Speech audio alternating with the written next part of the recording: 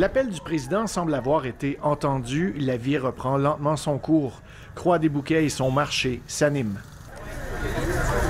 Micheline Mertellus travaille pour la première fois depuis 10 jours, mais personne ne vient acheter ses médicaments.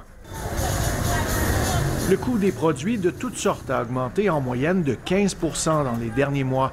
Les médicaments sont hors de prix pour beaucoup d'Haïtiens qui gagnent moins de 2 $ par jour. Oui, c'est difficile.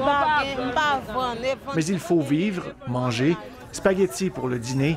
Il coûte 50 % plus cher depuis le début des manifestations. Micheline l'a acheté à crédit, entraide, d'un commerçant à un autre. My Lovely Jean Bâtard revient du marché, un aller-retour de 3 heures qu'elle fait à pied chaque jour. Elle n'avait que 500 gourdes aujourd'hui, 8 $. Elle nous montre ce qu'elle rapporte. C'est beaucoup moins qu'il y a quelques semaines, car tout coûte cher. Et puis ma piqué, ça c'est pomme de terre. My Lovely ira revendre ses beaux légumes dans son voisinage. C'est la seule façon de gagner un peu d'argent. Son mari ne trouve pas de travail. Faut manger, obligé. Elle arrive ainsi à nourrir ses 5 enfants la plupart du temps. Je cherche, mais il va chaque jour. Il va facile. La reconstruction après le tremblement de terre de 2010 ne s'est jamais rendue chez elle. Le toit de tôle est arraché et les murs effondrés.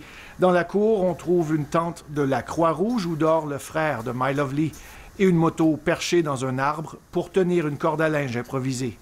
Si My Lovely pouvait garder pour elle quelques-uns des légumes qu'elle a rapportés aujourd'hui, elle choisirait les carottes, ses préférées. Malgré les obstacles, elle demeure dynamique, déterminée, animée du désir de vivre. My Lovely s'en remet à la grâce de Dieu pour vendre ses légumes et rapporter du riz à la maison. Demain, il faudra tout recommencer. Ici Philippe Leblanc, Radio-Canada, Croix-des-Bouquets.